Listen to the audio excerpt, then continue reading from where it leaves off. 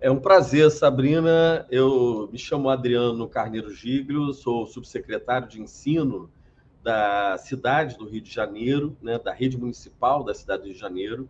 É um prazer estar com você e participando ao compartilhar aqui um pouco dos nossos fazeres, das nossas ações para a educação no município do Rio de Janeiro.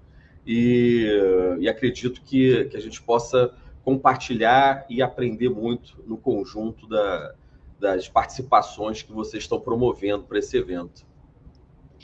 Maravilha. Eu gostaria de iniciar, então, a nossa entrevista perguntando sobre o que é aceitar esse desafio de assumir um posto nessa função, que é tão importante, né, o ensino no nosso estado, na nossa cidade, mas sempre pensando de uma maneira ampla, né, sempre pensando num país e com referências, né, dentre esse campo. Como é que assumir esse desafio de estar, né, numa secretaria como essa de ensino, ser o subsecretário de ensino? Como é para o senhor poder trabalhar nessa frente de batalha que com certeza é para buscar uma vitória para todos nós? Sabrina, o Rio de Janeiro, né, tem um papel central na história do Brasil, né? Fomos a capital, né, do Império, né, a capital da República, e nos sentimos sempre ainda, né, muito nesse lugar, né, de uma referência cultural, uma referência intelectual, uma referência histórica, né, e social, né, que representa o Brasil, né? Embora a capital atual seja Brasília, né, uma capital política, internacionalmente a imagem do Brasil se associa muito à imagem do Rio de Janeiro, né? Então, nossos marcos, né, da cidade, nossos landmarks, né, de turismo, de atração, nos colocam, né, nesse lugar de muita responsabilidade, né? Então, no Rio de Janeiro, a gente tem um trabalho intenso de desenvolver uma educação pública de qualidade, que alcance toda a diversidade da nossa sociedade carioca e que consiga promover o avanço e as melhorias de aprendizagem para que essa cidade fique cada vez mais alegre, né, mas ao mesmo tempo cada vez mais potente, econômica, socialmente, que ela seja mais igualitária, mais justa, né, mais harmônica. Então, esse é um papel que pesa muito sobre a educação de fato, assim, nós temos uma parcela grande, né, dessa entrada na sociedade carioca, né? Para ter uma ideia de números, nós temos 1.558 unidades escolares próprias, diretas, e mais 400 unidades conveniadas, e essas conveniadas atendem à educação infantil, né, a primeiríssima infância, creche, né? Mas pensando só no número de unidades escolares próprias, 1.558, e crescendo, né? Esse ano a gente deve inaugurar mais algumas escolas, e todo ano a gente está expandindo, né? Isso representa a maior rede de cidades, né, uma maior rede municipal com prédios próprios da América Latina, né? A gente é maior do que São Paulo. São Paulo tem muito prédio, só que a maioria, né, desses prédios escolares são conveniados, né? Então a gente tem uma capilaridade na cidade do Rio de Janeiro com instituição própria muito grande, né? Mais do que eventualmente a saúde, né? Então a gente está muito espalhado no território da cidade do Rio de Janeiro, atendemos a um conjunto de cerca de 650 mil alunos, né? Somos uma equipe que envolve 50 mil profissionais, né? Desses 50 mil, cerca de 40 mil são professores, são docentes, né? E toda a educação básica aqui no Brasil, né, que é dividida, né, entre educação infantil, ensino fundamental e ensino médio, toda a educação básica de ensino fundamental de educação infantil pública, ela é oferecida pela Prefeitura do Rio de Janeiro no nosso território da cidade, né? O Estado, por exemplo, a rede pública do Estado, atende aos cariocas no ensino médio em diante, né? Então, isso é uma configuração que nem todas as cidades conseguem ter, né? Muitas cidades do estado do Rio de Janeiro, por exemplo, e principalmente até do Brasil, né? Elas nem sempre conseguem ofertar toda a educação básica que compete ao município, que seria essa educação do ensino fundamental, né? Incluindo a educação infantil. Então, a gente tem uma abrangência, uma penetração, né, muito grande na vida dessas famílias cariocas, né? E, por isso, é uma responsabilidade muito grande, né? Eu assumi essa posição de subsecretário há 3 anos, né? Antes, eu estava como subsecretário aqui na própria Secretaria de Educação, na área de executiva e de pessoal, né? E fui deslocado para a área de ensino, que é a área de maior atuação minha, né? E com isso, há 3 anos, a gente está, né, como você falou, né, numa batalha, numa luta, com muitos desafios para buscar essa vitória de resultados, né, significativos, importantes, né, para nossas famílias, para nossas crianças, né, e para a cidade do Rio de Janeiro. E fazemos isso com várias ações, né, estratégicas, né? Não, Sabrina, novamente você brilhantemente identifica elementos daquilo que a gente falava, né, no início da sua primeira pergunta sobre o desafio, né, de estar à frente dessa educação na cidade do Rio de Janeiro, né?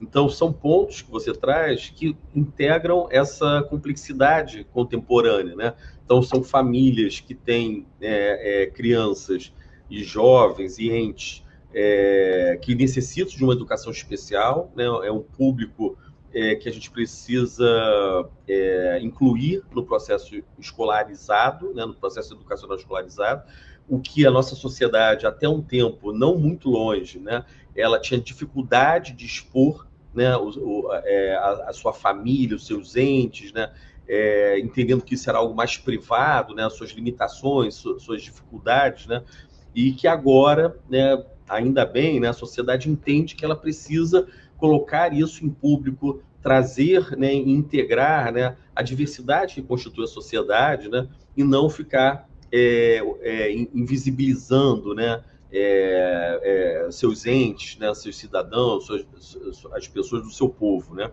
Então, esse tema a gente pode reunir no tema da inclusão, né? Então, a gente tem uma educação inclusiva seja na perspectiva de equidade étnico-racial, né? Incluir essa diversidade, né, fruto de uma sociedade que se estruturou, né, com racismo estrutural na sua constituição, né, histórica, né, formativa, né, não a constituição legal, né, mas no seu processo histórico, o Brasil ele cria, né, essa invisibilidade, ele cria essas práticas, né, racistas, estereotipadas, não tratam com equidade ou igualdade os seus cidadãos. Então, a educação acaba sendo chamada, né, convocada a participar, né, dessa transformação da sociedade, né, em buscar os anseios da sociedade. Não é a única trincheira a educação que resolve isso, né, você bem sabe, né, na área do direito, né, pessoas que atuam, né, nos aspectos legais da sociedade, né, quando ela se forma, se constitui, né, e vai buscando seus direitos e tal. Mas a educação sempre é chamada a ocupar um lugar, né, importante nisso, né? Então, a gente, ao contrário, não foge dessa responsabilidade e trouxe para a nossa gestão atual, né, de maneira muito explícita isso. Então, a gente criou aqui, dentro da minha subsecretaria, né, ligado a mim, uma gerência, né, de educação, né, para a equidade das relações étnico-raciais, ou seja, uma perspectiva pedagógica de como o currículo, como a prática docente, como o ambiente pedagógico escolar, ele precisa entender e trabalhar, né, as questões de combate ao racismo, né, ou de ações antirracistas, ou que estimulem os valores da diversidade da nossa sociedade, né? Então, a secretaria, né, sob o comando do nosso secretário, né, o Renan Ferreirinha, né, elegeu isso como um dos primeiros atos, né, dessa gestão, né, a criação dessa gerência, né? Então, com ela, hoje, a gente produz material de orientação pedagógica para que os professores todos da rede, diretores, coordenadores pedagógicos, se apoiem e entendam como o processo escolar, né, como o processo de educação dentro da escola, ele pode trazer elementos que comprometidos com a equidade, né, e com a inclusão dos aspectos étnico-raciais, né? E isso passa até por a gente monitorar o desempenho dos alunos, né? Combater uma reprodução de uma desigualdade que vem com traço social, né? De cor e raça, mas que essa desigualdade não seja reproduzida no aspecto cognitivo, né? Da aprendizagem, do desempenho, né? Então, hoje a gente busca fortemente que a nossa educação ela leve, né, aos mesmos patamares os alunos brancos, pretos, pardos, indígenas, né? Senão a tendência seria a educação reproduzir os gaps, né, e as lacunas, né, e o extrato, né, que vem pesando sobre essa sociedade, né, estruturalmente racista, né? E também econômica, né? Então, essa mesma escola é uma escola que atua na cidade do Rio de Janeiro, que é uma cidade com um território muito diverso, né? Tem áreas muito com IDH muito baixo, né, na nossa cidade, como a Pavuna, por exemplo, né? O Chapadão, aquela região, mas também com lugares com IDH muito alto, né? Do Itaiangá, Ipanema, né? Barra. E a gente então tem uma diversidade grande de crianças atendidas, né? E aí essas desigualdades socioeconômicas, que quase sempre estão associadas aos locais onde essas escolas estão, né? Isso também está na nossa perspectiva de impedir que a educação reproduza essa desigualdade. Então, a gente também monitora os índices de aprendizagem entre as crianças que estariam, né, em condições de vulnerabilidade, né, social, de baixa renda, né, por pertencerem a famílias de baixa renda, daqueles que são crianças que vivem uma realidade melhor, né, econômica, socialmente, né? Então, a gente também é preocupado em monitorar e acompanhar para que a educação, ela de fato sempre promova essa equidade, essa igualdade, né? Então, nessa política inclusiva, a gente está olhando para esses espectros, né? E também voltando ao ponto das famílias que têm seus alunos que precisam de uma educação especial. Então, historicamente, né, a própria educação ela tendia a não acolher essas crianças com laudadas até, né, com diferentes, né, deficiências, né, classificadas lá como deficiência. Então, a sociedade tinha dificuldade de expor, de conduzir essas crianças para os sistemas escolares, né, para os sistemas educacionais. Hoje, isso não é assim, então a gente, a cada ano, tem uma participação maior, né, de famílias e crianças levadas às escolas. E no passado, também diferente, quando apareciam essas crianças, tinha uma tendência a ser ofertado para elas escolas exclusivas, o que não deixa também de ser um sectarismo, né? Você cria prédios, instituições exclusivas para esse público, mas impede que esse público, né, seja visibilizado, interaja com outras crianças e outros profissionais, né? Então, de um tempo para cá, também o Brasil, ainda bem, né, os sistemas públicos, né, têm buscado integrar, incluir esses alunos nas escolas e nas turmas chamadas regulares, né? Então, dentro das nossas turmas, cada vez mais você tem alunos que precisam de uma educação especial, de um acompanhamento. É óbvio que aqueles com múltiplas deficiências, num grau mais severo, eles são atendidos em classes especiais dentro dessas próprias escolas regulares, né? Ou seja, você acaba formando uma classe especial tem cerca de 8 alunos no máximo, né? E tem um professor dedicado para eles, tem acompanhamento e tal. Mas outros alunos, né, que não são tão severos, com desabilidades ali, né, específicas, etc., desde as questões motoras, que esse não é mais o grande problema, né?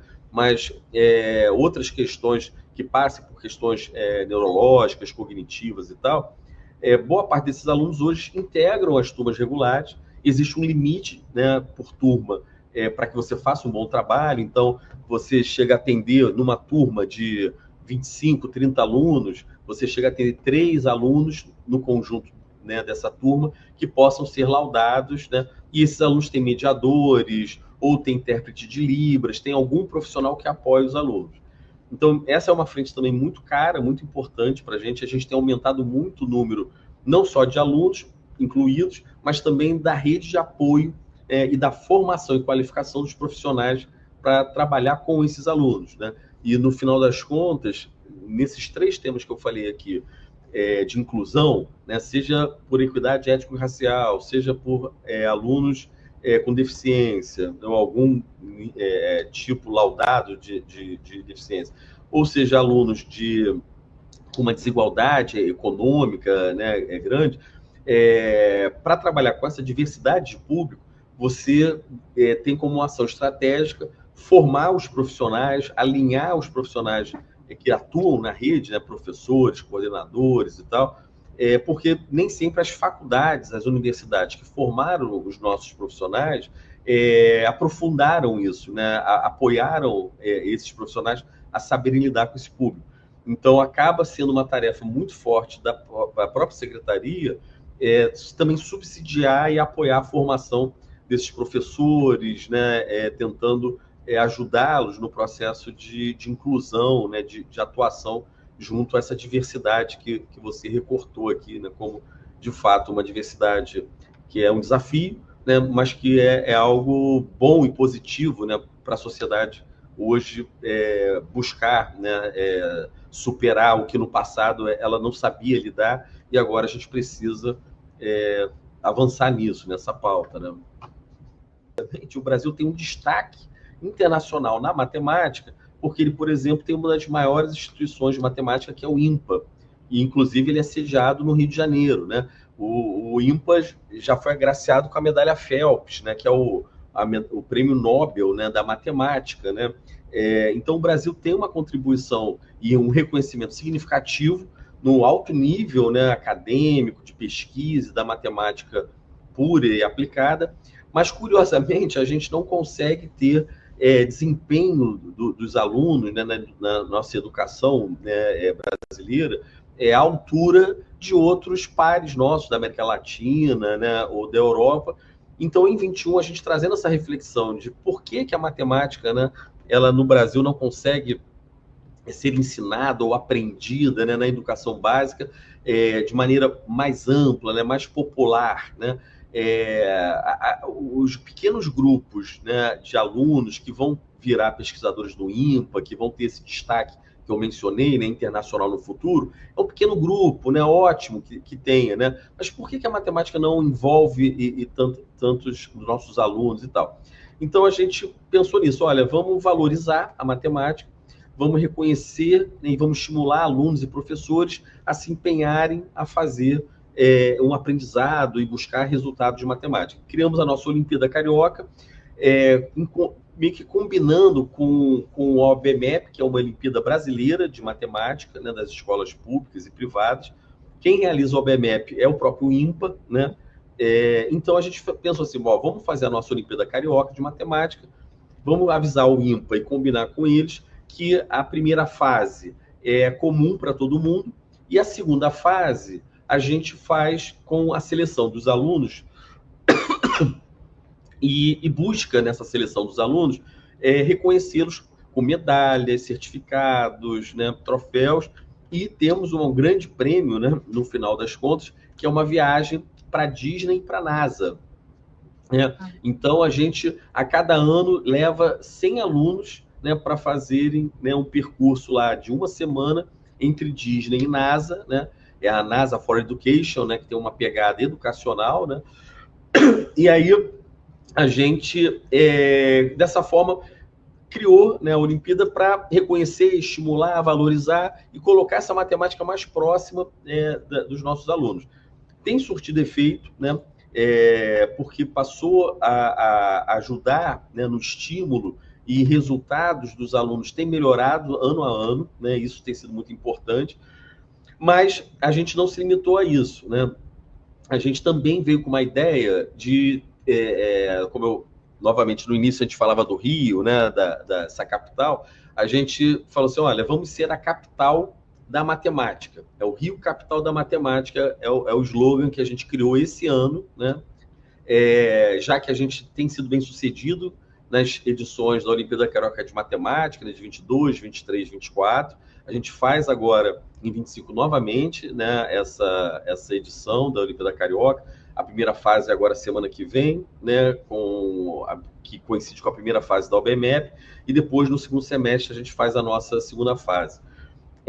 E aí, buscando essa ideia da Rio Capital da Matemática, é mais um grau assim, né, de mobilização da nossa rede de professores e alunos para pensar e discutir a matemática.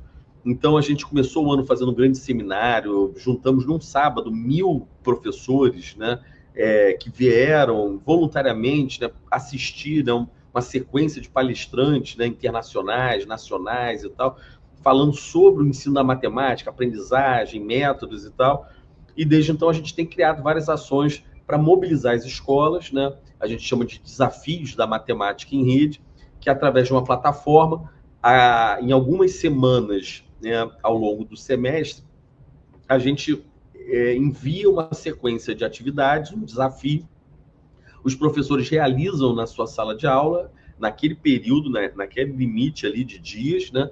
Ele realiza com os alunos e coloca os resultados na plataforma, e dessa maneira é um gamezinho, né? Cada turma tem lá o seu status, tem o seu resultado, tem a medalha, tem o troféu. Então também criamos esse ambiente meio virtual para combinar com a prática dos nossos professores, dos nossos alunos em participar. Tem outras atividades também que a gente vai realizar, chamada Matemática em Todo Lugar, que é uma forma de combinar com todos os professores de todos os outros componentes, desde educação física, artes, história, ciências, língua portuguesa, como a matemática está presente nos componentes que eles ensinam, né?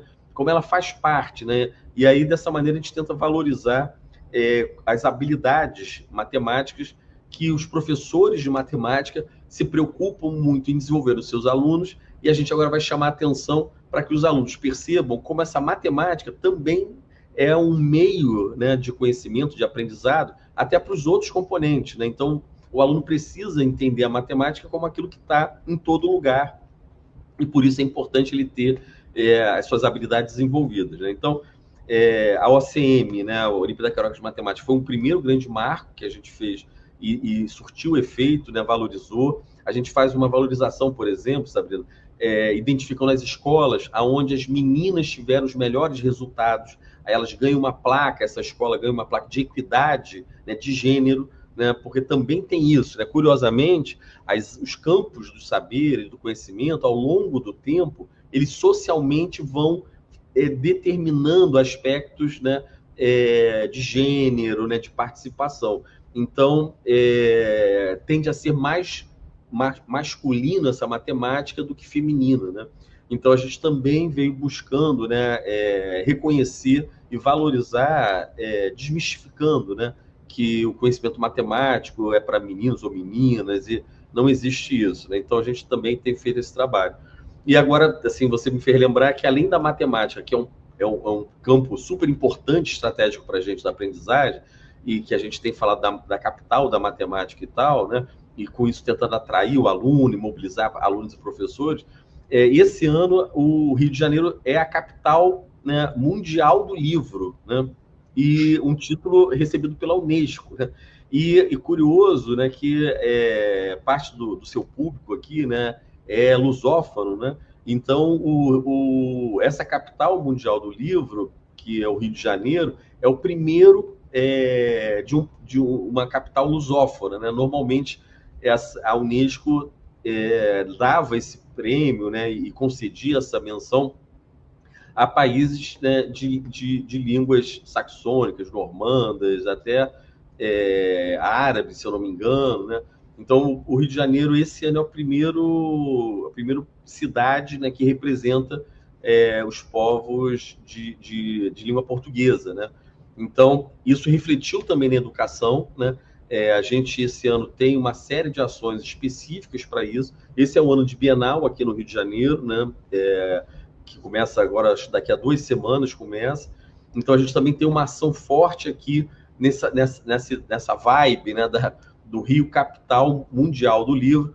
Então, muitos trabalhos dos nossos professores de língua portuguesa, de produção textual, né, de material de leitura, de escrita, concurso de redação, né, professores autores, tem muitos professores na rede que são autores, né, alunos também fazendo atividades autorais de produção literária, né? Então, também nesse ano, particularmente, a gente tem, né, as pretensões de um Rio Capital da Matemática, que é um porvir, né? A gente quer, de fato, em breve, ser reconhecido como essa cidade que tem um bom desempenho em matemática e tal. E também, esse ano, a gente está com esse título do Capital Mundial do Livro, né? Então, também estamos aqui na educação atuando de maneira forte para fazer os nossos alunos perceberem o valor da leitura, né? O valor da escrita, né? Da formação de ideias, né?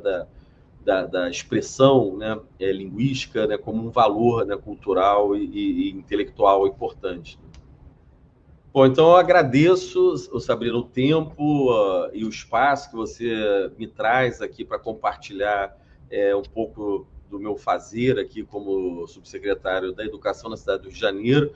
E para mim é uma honra, né, estar também compartilhando ao país anfitrião do nossa feira, do nosso encontro, né, Angola, né, com uma cultura que muito próxima às raízes, né, da cultura brasileira, né, e também outra sociedade lusófona, né, que também permite uma integração e uma troca, né, com um potencial enorme e com um futuro ainda por cima, eu acho, né, e acredito que seja um futuro de muitos encontros, né, dado que o Brasil hoje tenta sanar suas questões, como a gente falou, né, de equidade racial, de uma estrutura social que trazia, né, preconceitos, né, da nossa formação e da nossa origem, e que isso nos liga muito à Angola, né, e à cultura desse povo.